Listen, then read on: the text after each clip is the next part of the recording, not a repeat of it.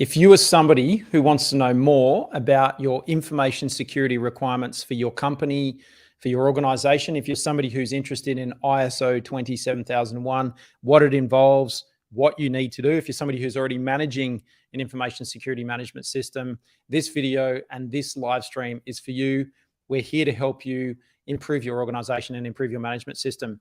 Here at Best Practice, we're super passionate about helping your organization to be a great place to work, a great place to buy from, and a great place to invest in. So a great place to work for your people is to know that your people can show, so your people know they can show up to your organization and that their information's secure. They're going to be able to do their work. There's not scary things happening where maybe someone's going to open ransomware and you're not going to be able to access email. That your organization's going to be secure and functional and financially stable, I think is important.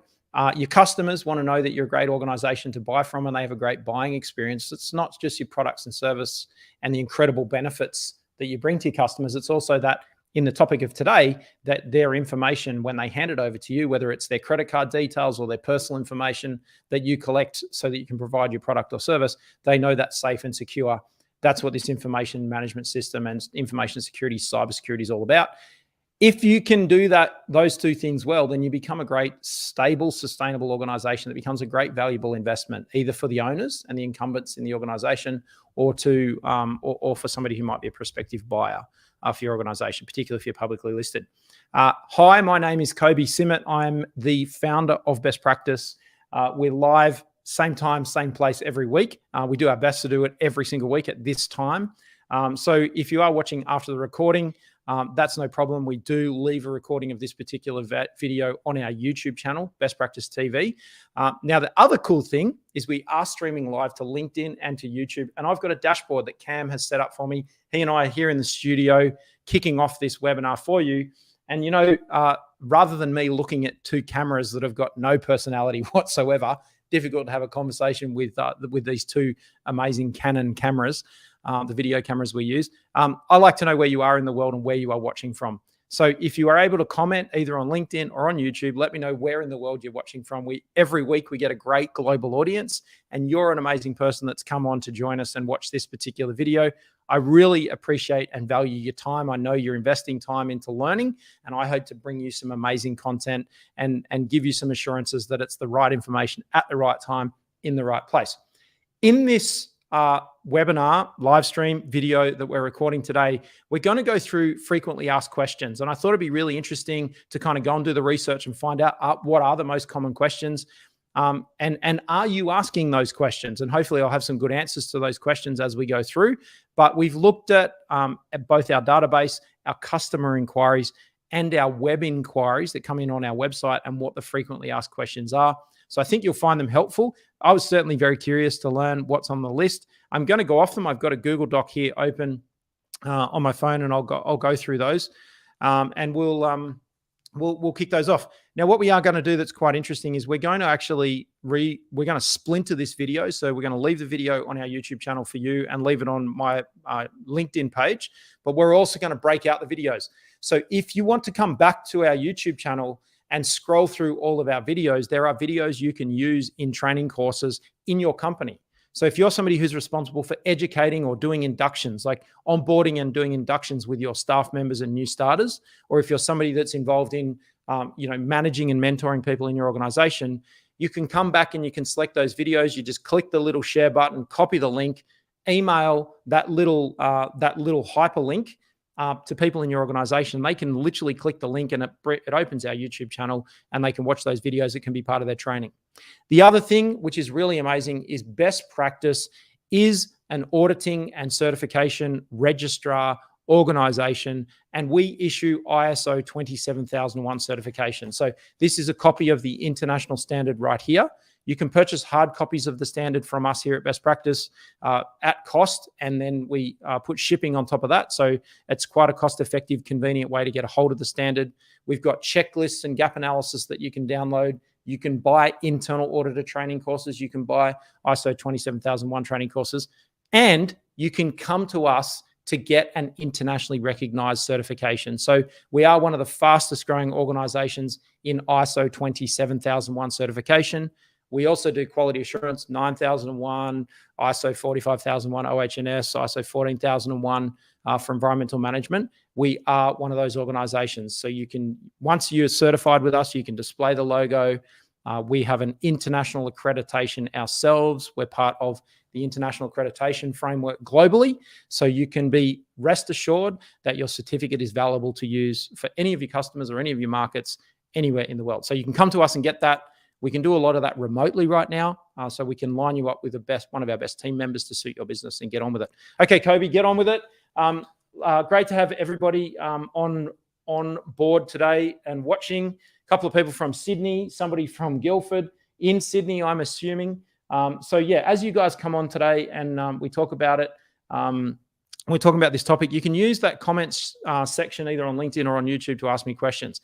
If you are watching after the recording, please go ahead and comment. Still let me know where you're watching from and still let me know when you're watching. I go through the YouTube inbox and I see all the comments and all of the videos and try to reply to a bunch of them. So if you have got a question, don't hesitate to ask it in the comments. Alternatively, you can go to our website, bestpractice.biz or B-I-Z, bestpractice.biz. There's a live chat function there, and one of our amazing team who's monitoring the live chat can answer your questions. Great way to engage with us. So jumping across onto our website. Let's get into it. Okay. I'm going to go through the top 10 questions, the top most frequently asked questions related to ISO 27001. We're going to get into it. Hopefully I've got some great information for you, and then we'll get onto it. Okay. Excuse me for one moment. Okay, the very first question, or question number one, what are the ISO 27001 requirements? ISO 27001 requirements are the check requirements of the standard. The standard says the organization shall have a policy. The organization shall do different bits and pieces. There is a new version of the standard coming out. There will be a 2022 version of the standard. At the back of the standard, there's a bunch of controls. So when you get a copy of this standard, and it's important that you have a copy of it, go straight to the back and look at the controls. They're quite prescriptive. So the requirements are the elements of these standards that you shall comply with. And then when an auditor comes through, they say, show me your claim as to how you comply with this part of the standard, and then show me how you implement that in your business. So any best practice assessment with us has two parts to it. Show me or talk to me about how you claim you comply with that part of the standard.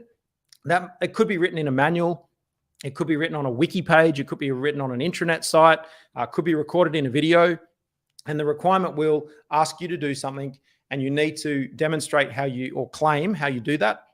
Then you need to demonstrate and display how you comply with it, and that's the requirements of the ISO 27001 standard. It is an information security management system standard, and it is around managing cybersecurity and information security and intellectual property in your organization. Ultimately, it's a risk management standard. So you can integrate information security and cybersecurity into your already existing risk management system. The great thing about the new international standards is they sit right beside each other. 9001, 14001, 27001, 45001. They all follow the same framework, so you can have an integrated risk management system. Okay, question number two. What are the three principles of ISO 27001? Now I'm going to read from my notes here.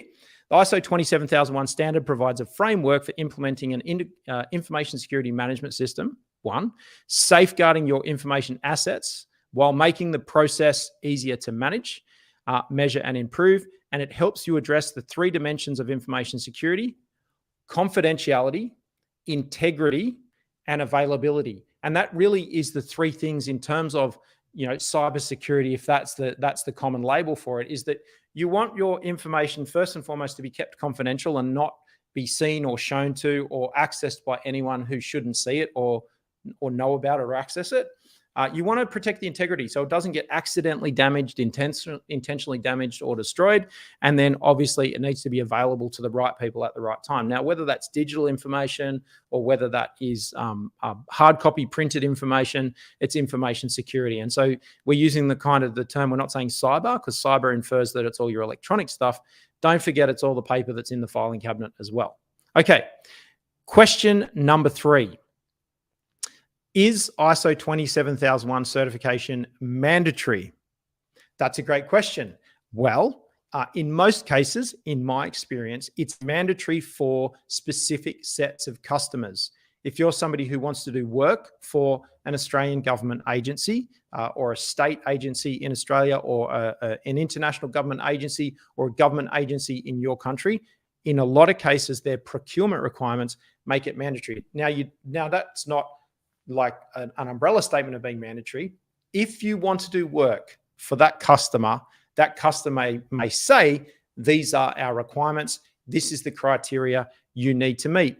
Just like having a driver's license to drive a vehicle on a road, you may need the license or the certification to be able to do work for that particular customer. So that's the most common driver for certification. So no, of course not. It's not mandatory, but it will be a requirement of particular customers, or it might be an industry requirement in that your competitors have it and your customers expect you to have it. So they don't make you have it, but they expect you to have it. And when they assess you against the competitor and making a choice about who to use, they may feel your competitor is more trustworthy because they have an information security management system in place and they have an external auditor who is ensuring that they maintain a high standard. So no, it's not mandatory, but look into your customers' requirements, your industry requirements and your market requirements, and it may be mandatory. There will be in the future industries that are forced to have ISO 27001 certification just to operate. There's been some significant increased cyber activity in a number of industries and organizations. And I think you may find that it will become information security management system will become a mandatory requirement for some organizations to operate. Question number 4, in terms of the top 10 questions in the most popular frequently asked questions that we're getting here, is, does ISO 27001 cover cybersecurity? Well, the obvious answer to that question is absolutely yes, it does. It is not a form of cybersecurity. It's a management system that sits as an umbrella across the organization. So it includes your policy decisions about how you're going to manage cybersecurity, your leadership strategy and methods about how you're going to manage cybersecurity, what you're going to push forward out to your organization in terms of training around cybersecurity and elements to your organization related to cybersecurity. But also don't forget, it's also about the paper. So if your organization is paperless, then yes, it's going to just all be online and digital. But if your organization still keeps paper and uses paper and keeps hard copy files, maybe employee files, those kinds of things, it also applies to your hard copy information. Okay, number 5 in our most popular questions, how can I prepare for an ISO 27001 audit? Well, I've been saying for 20 years, documented, implemented, maintained. So we kind of want to move away from documented now because we want to have defined, implemented, and maintained. So the best way to prepare is to break down all of the requirements in the standard. And you could do that literally with a pen on the standard itself. I like to write in the standards. Like, I know they're expensive, things to purchase, in comparison to other books. But I write in them. I make notes. I might make a photocopy of it and write notes on it. And I go through each element. And I need to assure myself that, have I defined how or claimed how I comply with this part of the standard? Have I implemented what it's asking me to do, or what I said I would do? And am I improving that and freshening that up from time to time? Now, that may be quarterly, it might be 6 monthly, it might be annually. Every couple of years we check back. So how do I prepare? I make sure I've gone through each section of the standard and I've basically defined how I'm doing it, and then I'm implementing what I'm saying, and then I'm checking back and refreshing things. And that's how you prepare for a standard. There are people out there that can help you do that. Most certainly you can do it yourself, and I would encourage, under most circumstances, I would say absolutely have a go at doing it yourself, because we want you to learn. We want you to be able to look after this thing yourself without having to have your hand held by expensive consultants. We want the resources of the internally in the organization to kind of embrace this, and the business case. It's always cheaper to do it yourself in the long run, and learn about it and improve it, and find somebody who's super motivated to do it for you in your organization. But you might need to do it quickly. And so you might use a consultant from the outside to get you to move quickly, but you will always need information transfer and knowledge transfer into your team members so you can handle it in the long term.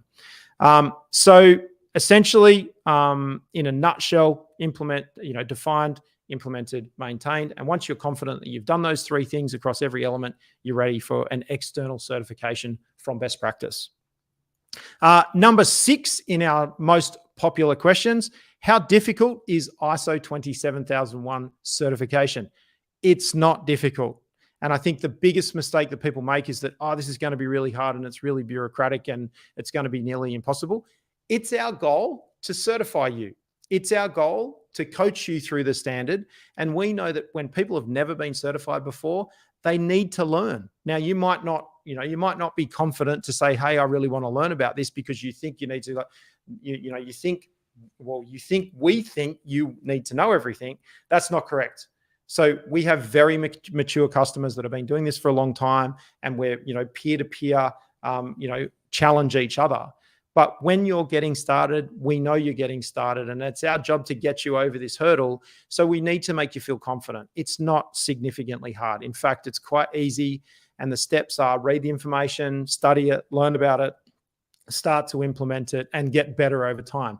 If you're not passionate and motivated about it, that's a separate conversation, because you might have a preference of the kind of work you like doing. And there are lots of people out there that love doing this kind of work. There are people that don't like doing work. And that's really a conversation between you and your boss, or you and maybe somebody you delegate to or employ, to see if you can find someone passionate about doing it. But when you're passionate about doing it, you've got the right mindset, it's not difficult at all. I figured it out.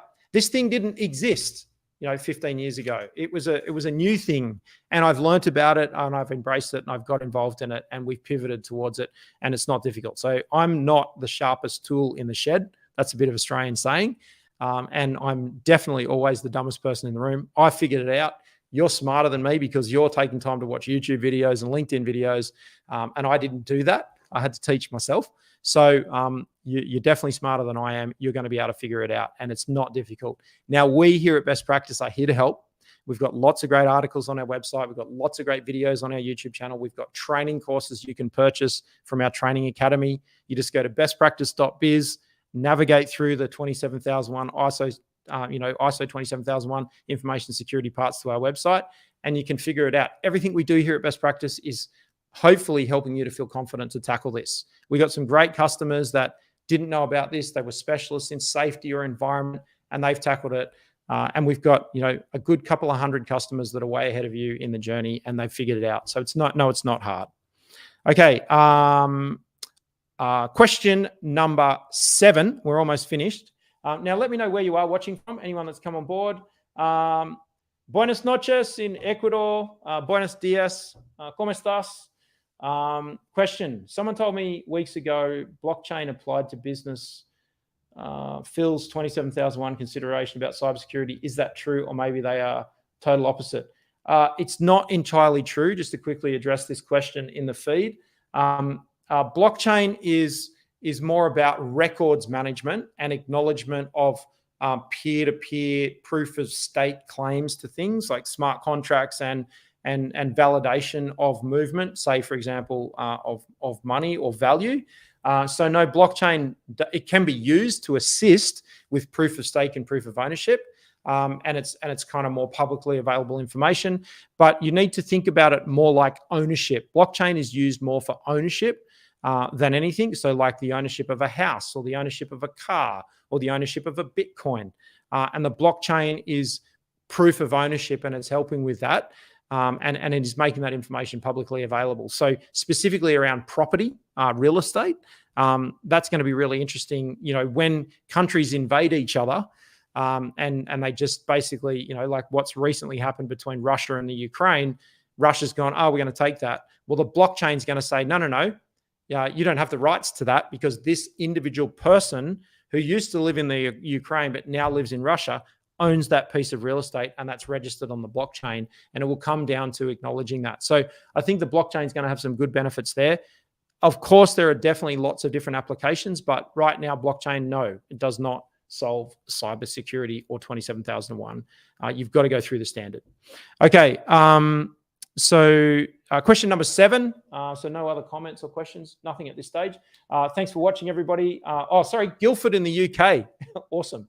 Okay, Busby. So thank you. We've got a suburb, Guildford, that's not far away from our office. So lots of Guildfords around the world. So welcome from the UK, welcome from Ecuador, welcome from Sydney. Again, a great global audience. So thanks for joining us. So if you are watching on LinkedIn, I can see a few people there on LinkedIn. Let me know in the comments where you are watching from.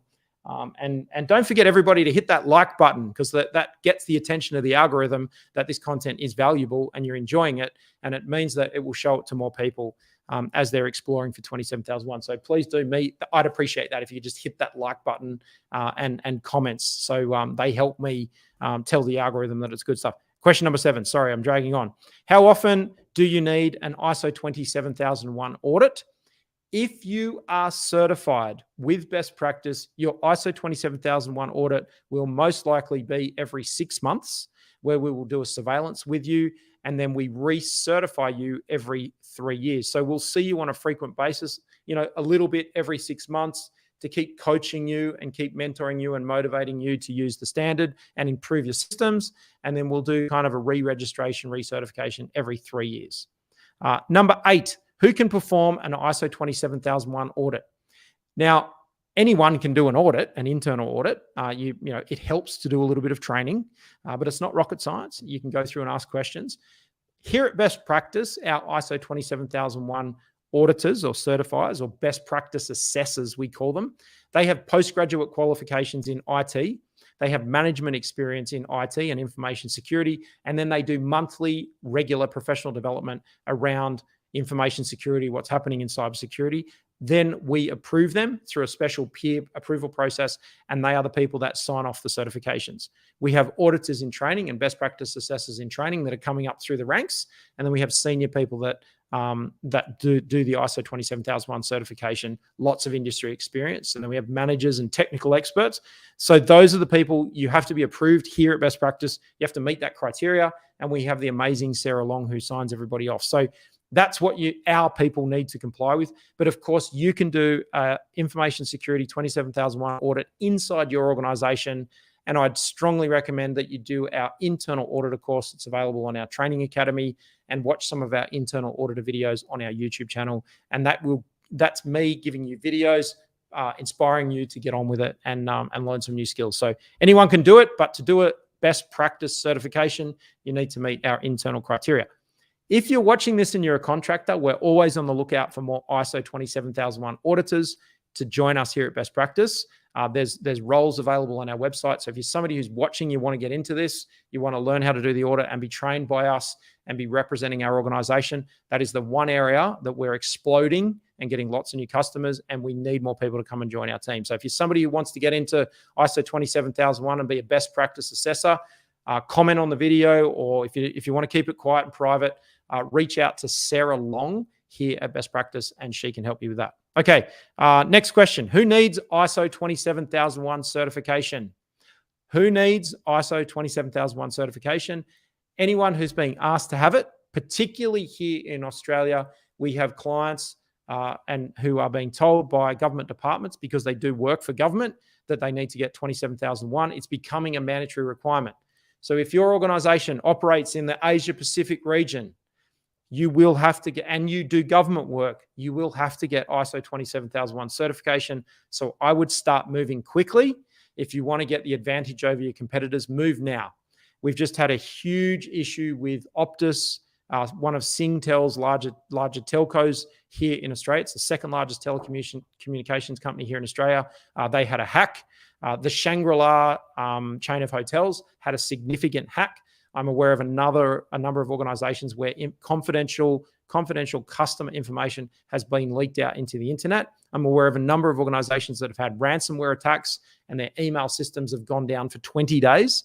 Imagine your email in your company not working for 20 days. Well, with ransomware, that is a real thing, and I've heard about a couple of examples of that recently. So 27001 is a great preventative system to implement to help to manage those issues and prevent them from happening. Won't stop them from happening, but certainly, hopefully, minimize the likelihood and the consequences. So who needs 27001 certification? If you're doing government work in the Asia Pacific region, you'll definitely need to get it.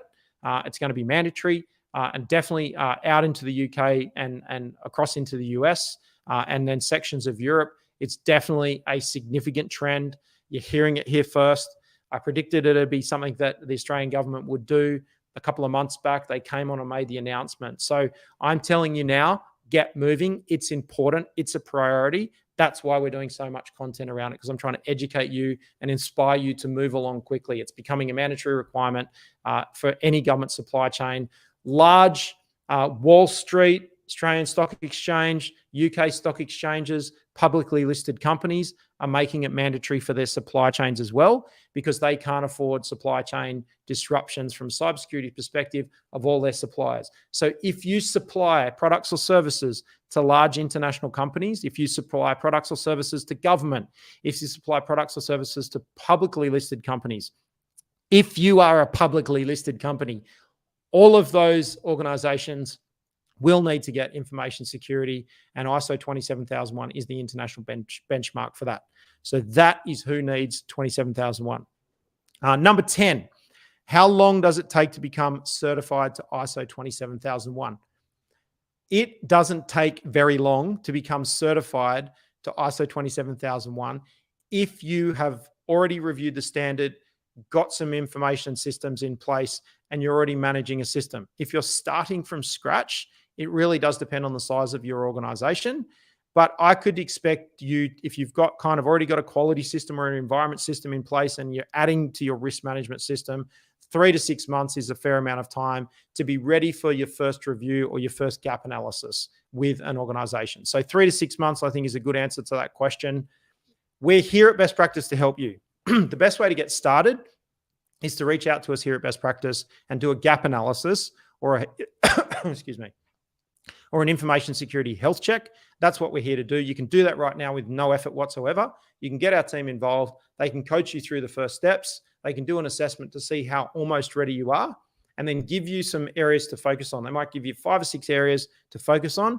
Instead of worrying about everything, they say, like, just focus on these key areas. Then you'll be able to get certified.